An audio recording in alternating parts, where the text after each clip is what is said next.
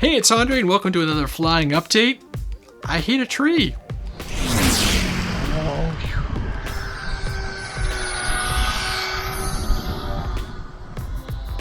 Solemn over top of that tree, and then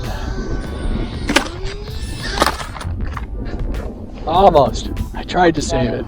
Sorry, Sean. All in the name of having fun. Let's try and see. Let's see if it'll fly without it. Man, what do you know? It still flies. Yeah, it's something I do apparently when I fly FPV. This is the Defiant Renegade, and I was kind of goofing around and got a little too close to a tree and whacked it pretty good. And incidentally, the plane will fly with only one vertical stab.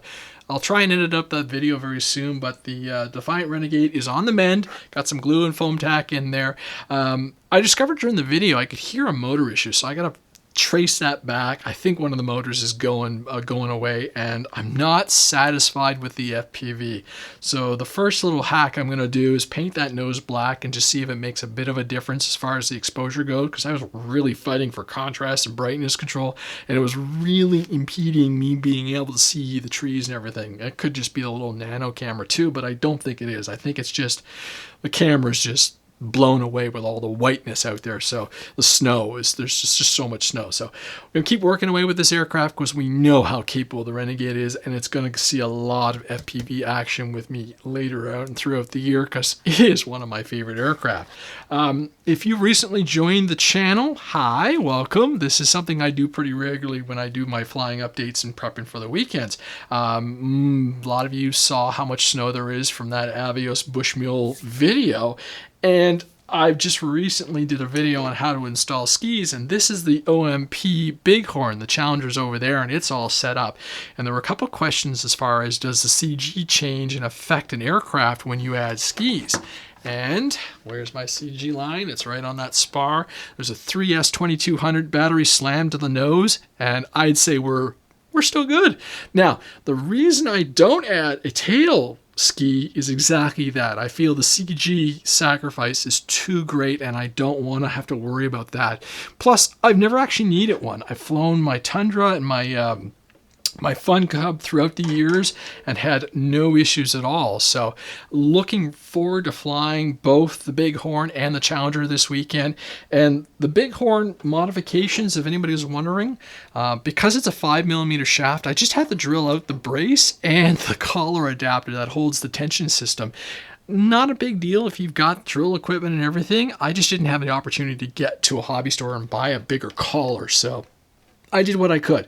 I could probably lower the incidence on this thing, but I'm not worried about the BIGHORN kind of, feeling the drag. I think the drag is going to be good because it'll slow me down and get me into small pockets and everything. So it's all Velcroed up and ready for camera work and everything. So I'm going to be running as many cameras out in the field as I can to catch all the action and continue presenting videos in a really awesome manner that I think is really showing the capabilities of what I can do with this channel. So the other aircraft on the bench that's going to get flown in the snow.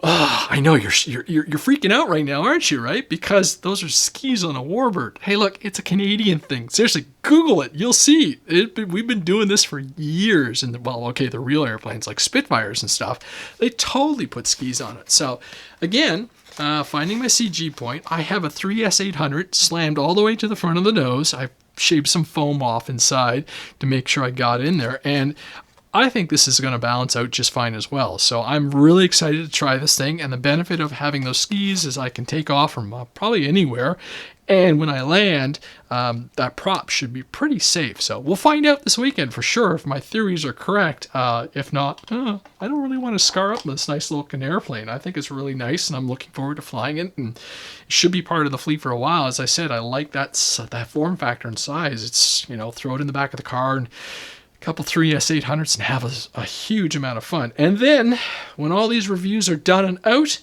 we jump into the ZOD Experience. And huge shout out to Great Hobbies, 37 years this weekend. They're celebrating that's a huge milestone and anniversary. So they provided all the ZOD aircraft that you'll see. And so we've got the Dart and the Drift, and I'll be doing a bunch of videos on these various aircraft, flying with the lithium ion packs, and then there's a return to home pack, and exploring how to keep these at 250 grams or sub 250 gram flight range and stuff like this. So really awesome. Looking forward to it. And I think these aircraft are going to really come into their own as I approach, late March, April, May, when the fields are kind of soggy and saturated, and you don't really, you can't fly off a lot of it because it's just a mess, right? So you take out things like the skipper, so little things that can come in and land in spots, things like the Defiant Renegade are really going to come into their own. So awesome. Yeah. So for those joining the channel, hey, welcome, thanks. The rest of you,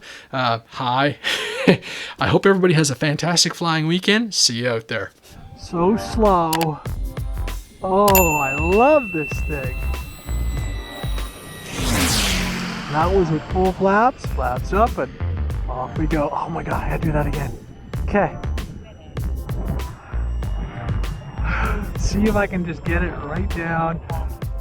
Flaps are full. Let her turn into the wind, settle into our pocket, thread the needle through those trees, and then just milk the power off. Avoid those ski ruts. Oh, that is beautiful.